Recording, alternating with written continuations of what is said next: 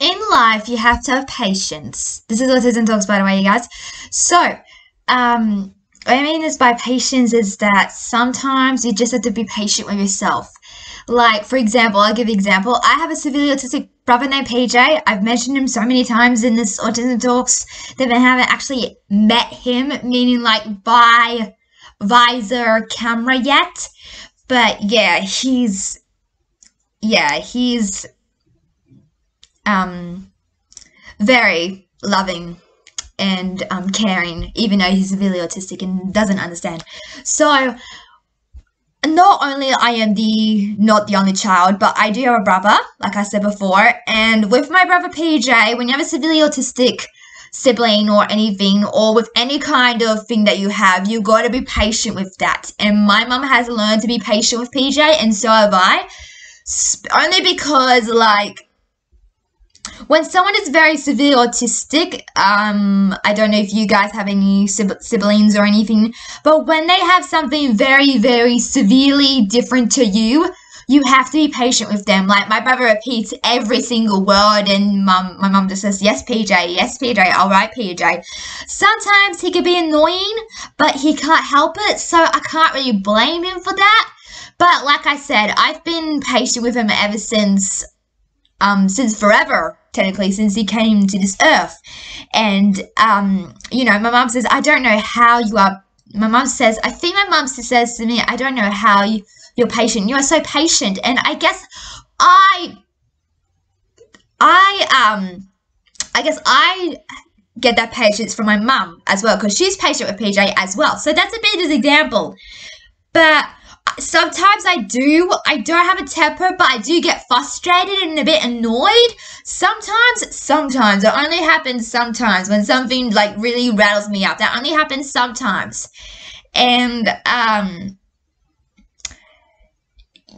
like, you can't, I guess you gotta be patient with anything, like also with your friends and stuff, or if you got another sibling who has something, you got to be patient with that, because not only patience when it comes to that, but also when you're sick, you have to have patience, because you don't get better overnight. It just takes time. So for me, I had to learn to be patient with this flu, which I still currently have.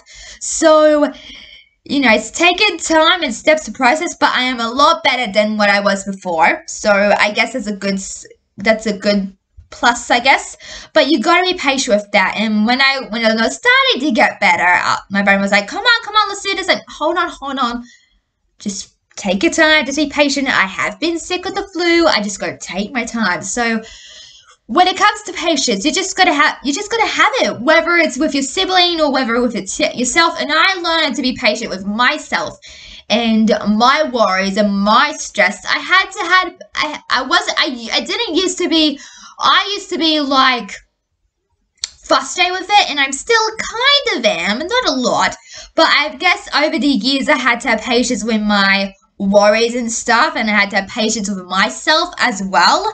As you grow older and develop more into a human being, I've had to have patience with myself as well. And I think it kind of shows you guys. So, don't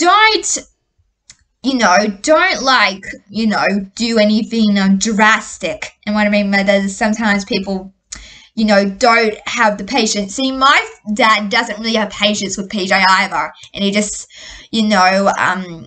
shouts at him and, loses temper with him. And, it's very sad and very unfortunate that he is that way. And with PJ, like I said, like with my brother, you just gotta be patient with him. And, I'm disappointed that my father hasn't had any patience with my brother like I have.